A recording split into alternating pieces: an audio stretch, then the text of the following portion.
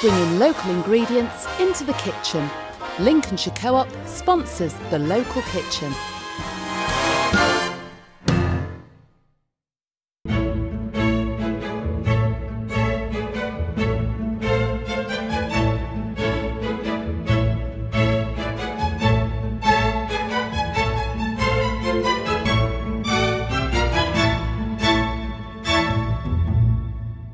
Hello and welcome to a special Christmas edition of the Lincolnshire Kitchen, the show that celebrates the very best of locally grown food and produce. I'll be meeting some of the growers and farmers from across the county and taking a closer look at why local really is best. Great food is at the heart of every festive celebration, bringing together friends and families around the table. And today, I'm going to be cooking the traditional Christmas dinner. I went out to meet some of the Lincolnshire farmers behind one of our most popular dishes of the year.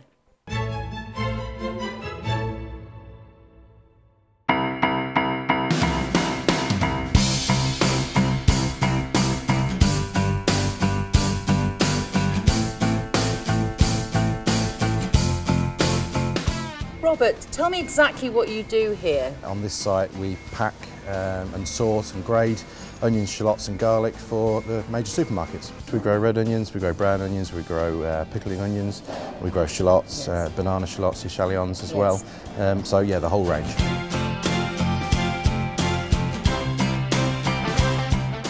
How many tonnes of onions do you produce a year?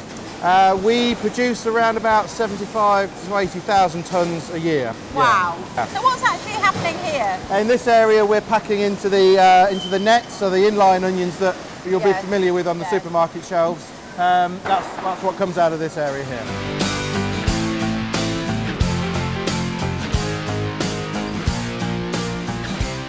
How often do you harvest the onions then? Is it all the time or? No, it comes as a surprise to some people that actually we harvest between July and probably October.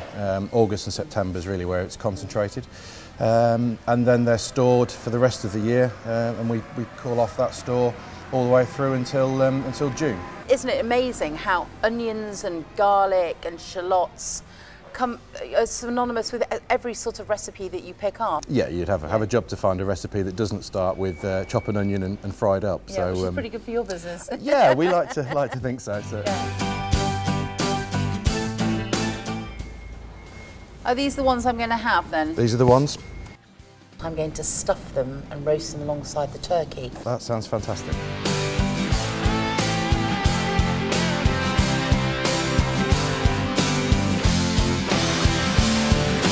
25% of the UK's onions come out of this factory. Isn't that amazing?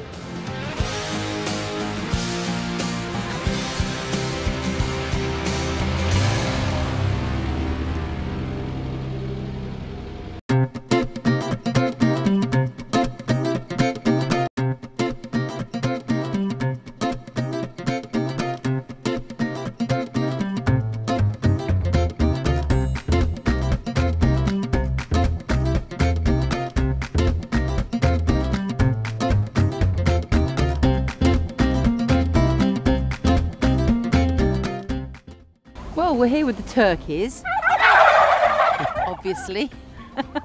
Now, Stella, you look after them on a day-to-day basis, don't you? Yes. How many turkeys do you have here? At the moment we have 125 young ones which will be for Christmas, and we have 28 breeding stock. The turkeys are obviously very happy here, and happy turkeys make healthy turkeys, and they're obviously very free to roam around here in the orchard. You get your poults in quite early, don't you? Our turkeys hatch in April, May, and then they spend about 10 days under heated rings. When they're about 6 weeks old, they come out into the paddock. Our birds are normally slaughtered around the 5th of December, so they'll be 8 months old by that time, and because of that they'll have a much richer flavour, slightly more gamey in the field.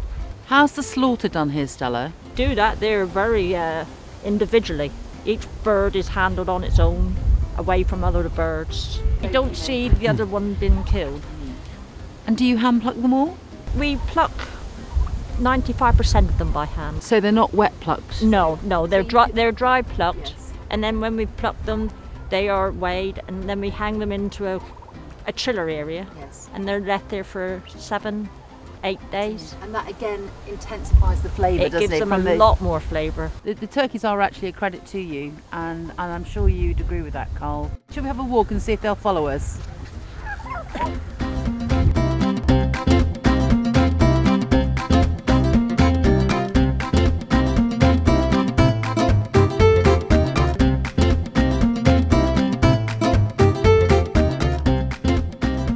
Rachel, here's one of the tastiest birds on the farm. It's a Norfolk blackhead. Thank you so much. It's really nice to meet you.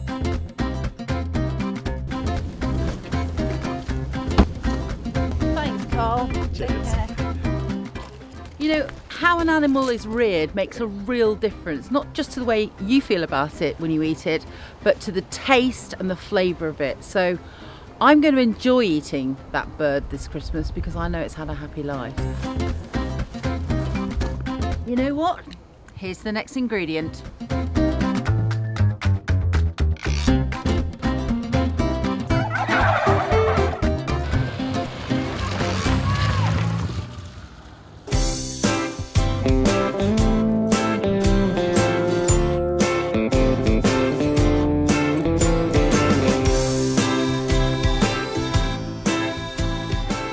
Richard, tell me what goes on here on the farm. Okay, well we're mainly a brassica business based in Lincolnshire. We do about 9,000 acres of brassicas in general.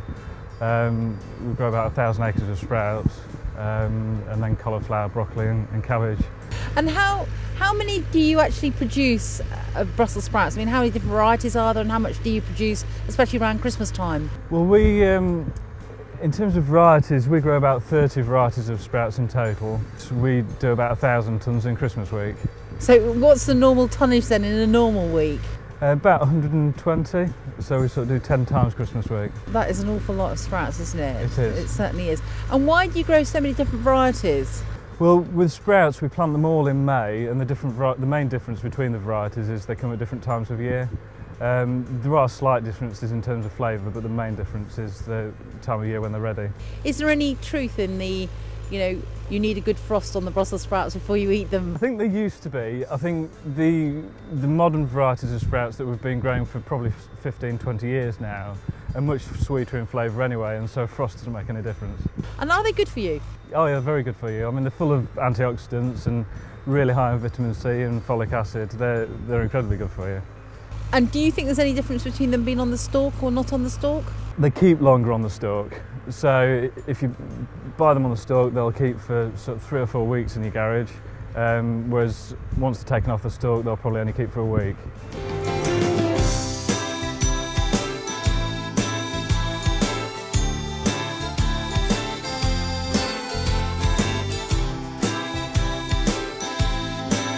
Okay, here you go, Rachel, sprouts for Christmas. Wow, they're fantastic. What is the percentage of sprouts sold at Christmas? There's about 25% of all sprouts sold are sold in the sort of 2 weeks leading up to Christmas. Really? Yeah.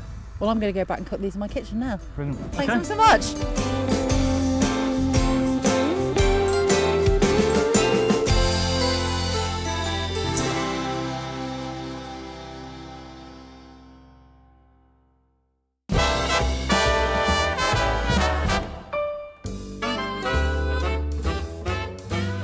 Whether it's a small gift to take when you're visiting or even a main present, we've got such a variety of delicious food in Lincolnshire. So here are a few ideas we have. We've got eggils, preserves, jams, chutneys and marmalades. They also do pickles and curds. We're moving on to Jenny's Jams from Lincoln, really nice and local. My particular favourite is the cranberry, orange and brandy sauce, which will be fabulous with turkey. So moving on to chocolate, which is always really popular at Christmas. We've got Scholti's chocolates based in Brig, and actually Scholti means melting in Italian. We've got these fabulous bars of chocolate, things like strawberries and cream and raspberry pavlova, so great variety for everybody. And of course Spire's chocolates, which are handmade in Louth, and that lovely box, so pretty, 15 chocolates in there. And also for the children's stocking fillers, we've got Roly the polar bear, which are a great stocking filler. Moving on to the savoury section, cheese, a bit of a favourite of mine. We've got the Lincolnshire poacher smoked we've got the vintage and we've got the traditional. And then we've got Coat Hill Yellow and Coat Hill Blue. The yellow particularly is a bit like mozzarella and is great for cooking with. And then of course it wouldn't be Christmas without plum bread. We've got the Pocklington's Bakery plum bread, and that was established in about 1924 by Cyril Pocklington. And then we've got Myers plum bread from Horncastle. 4 generations of bakers have been making plum bread. And we've got some lovely Scrubbies crisps. They're made by John and Claire Brumby in Grimsby. They're vegetable, and I particularly like the parsnip chilli and lime ones. So for ideas on creating your own Christmas hamper and to find out more about our recipes and local Lincolnshire food, just go to our website, localkitchen.tv. I'll be back after the break to cook that delicious Christmas dinner, so see you soon.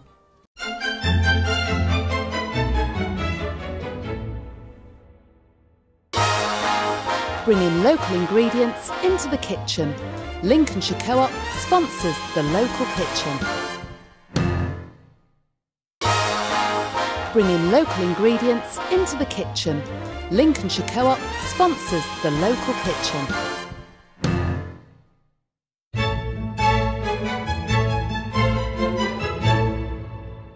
Welcome back to the Lincolnshire Kitchen Christmas Special, and I'm going to be preparing the Christmas dinner using some of the fabulous local ingredients I collected earlier. So first of all, I'm going to show you how to do a really delicious stuffing for the turkey, but I'm also going to use it to stuff some onions. So I'm just going to flatten off the bottom of these onions. Now these onions have been peeled and parboiled in a little tiny bit of salted water for about 10 minutes. So they're partly cooked. Now I'm just going to take a hat off the top, like that, and I'm going to use a small knife just to take out the centre of the onion, and that's where we shall be putting the stuffing. Now, to do the stuffing, we've got some breadcrumbs, and we've got shallots, we've got Lincolnshire sausage meat, we've got apple, and in here we've got a little tiny bit of garlic. Well, you don't have to add the garlic if you don't want to. Some dried figs that have been chopped up, and something that no Christmas is complete without, but sage, and also an egg to bind it all together. The shallot is already cut up, so I'm going to melt my oil and butter. Now there seems quite a lot of butter, but this will be good because it will keep the stuffing nice and moist. You don't actually want to brown them, you just want to soften them, so it's really sweating them in the oil. So here we go, it's beginning to sizzle a little bit. I'm going to now add my shallots. Now I have actually diced them quite finely because they want to be mixed in with the stuffing. So we've got our shallots cooked. I'm going to add the garlic. So let those cool off slightly, and we're going to mix in our dry ingredients. So we've got some fresh breadcrumbs, and I'm going to tip in all my other ingredients. So I've got my apple, I've got the fig, which is for the sweetness. I'm also going to put in a good squeeze of lemon juice. It just again counteracts the sweetness of the figs. I'm going to also put in lots and lots of parsley. Now, one thing we British aren't very good at is using a lot of herbs, and you really need lots of nice parsley, and A, it gives it colour, and B, it just gives it a great flavour. Here's my shallots and my garlic, and you'll now see why I put in what seemed rather a lot of oil, rapeseed oil and butter.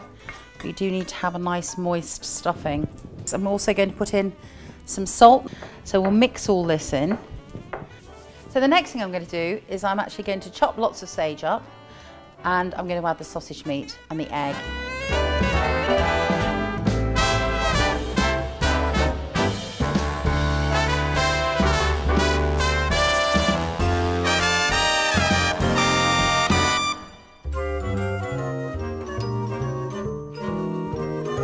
Start stuffing the turkey. Now I'm going to take my turkey, and this is the neck end here. We've washed it all out, and we're going to stuff the neck end with some of the stuffing.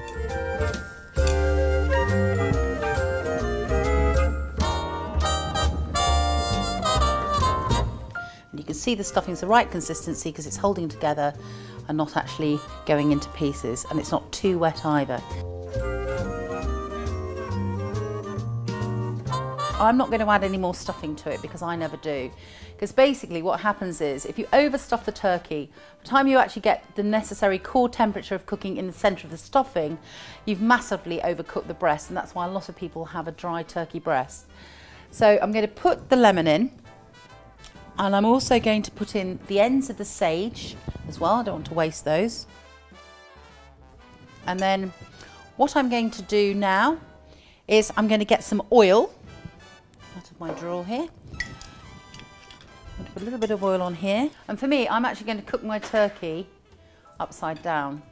It'll flatten the breast a little bit, but it sure keeps it nice and moist. And particularly with a bird like this that has been slowly reared, it will have a layer of fat on it. And as you cook it upside down, the fat will be on the bottom, and it will actually drip through the carcass and keep the breast nice and moist. Boil in 30 minutes before the end. I shall turn it the other way up and crisp the skin up nicely. So in goes the turkey. Little tiny bit more oil on it. You could use butter if you wanted, but I'm just trying to keep a few of those calories off my midriff. Now, rapeseed oil is incredibly good for you. It's half the cholesterol of olive oil, and we produce it in this county. So what better reason for using it? So for a turkey this size, this will probably take about 2 hours. What I'm going to do now is cover this with foil, pop it in the oven, and stuff the onions with the stuffing.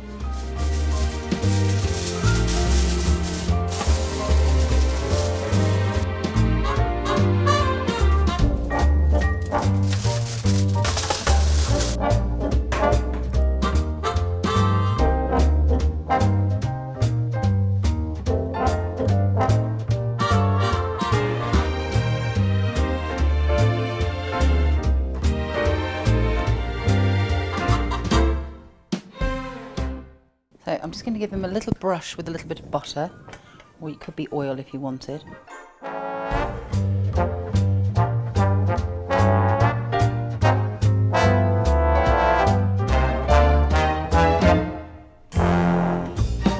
There's no way I'm going to waste the rest of this stuffing, so what I'm going to do is put it into a bowl and cook it separately.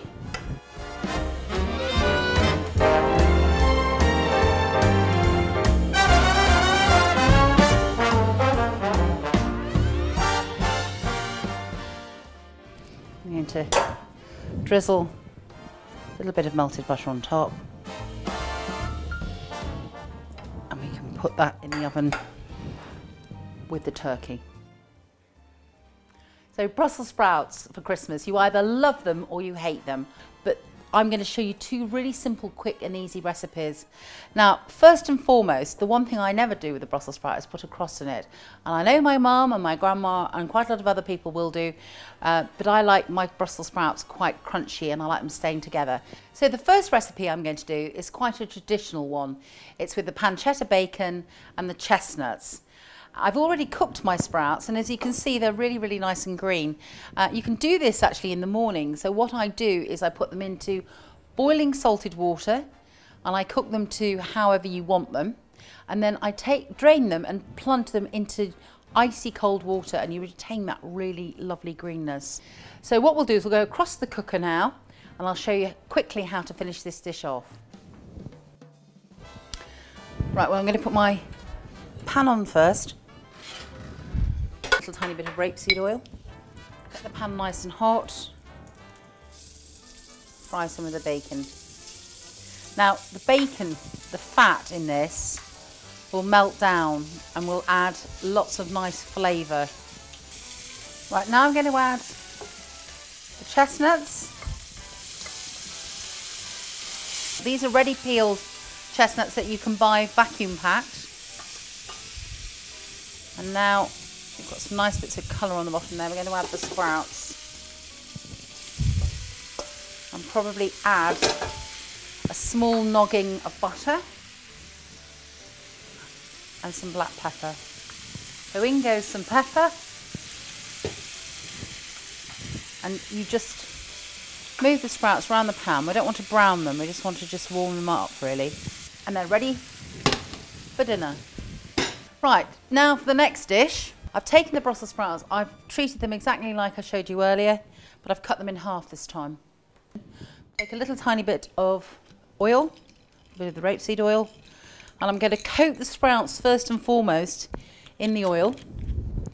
I'm actually going to put in some caraway seeds and also some sea salt as well. A bit more oil. Make sure they're well coated because otherwise they'll dry out. That is literally all you do with these, and you pop them straight into the oven. Probably about 25-30 minutes, and you need to keep giving them a bit of a stir.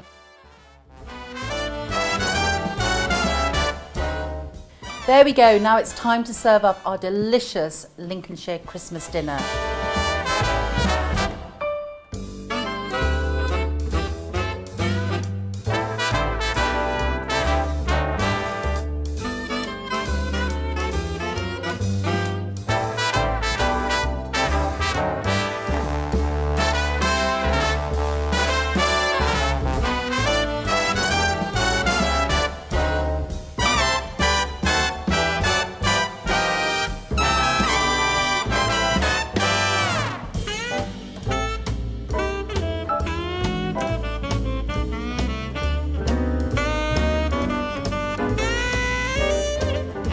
Now it's time to take the turkey in to my friends and family.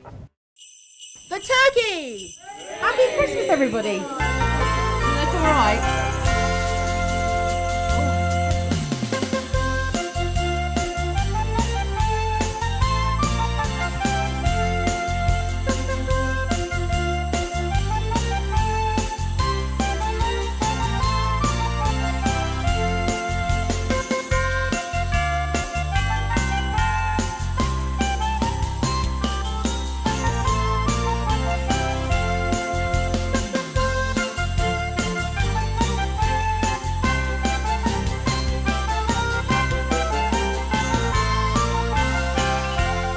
Well, that's all for today. Wishing you a very Merry Christmas. And don't forget you can find out more about ideas for hampers and today's dishes on our website. I'll see you next time in the Lincolnshire kitchen when I'll be showing how to use up Christmas leftovers, if there is any with this lot. Merry Christmas, everybody!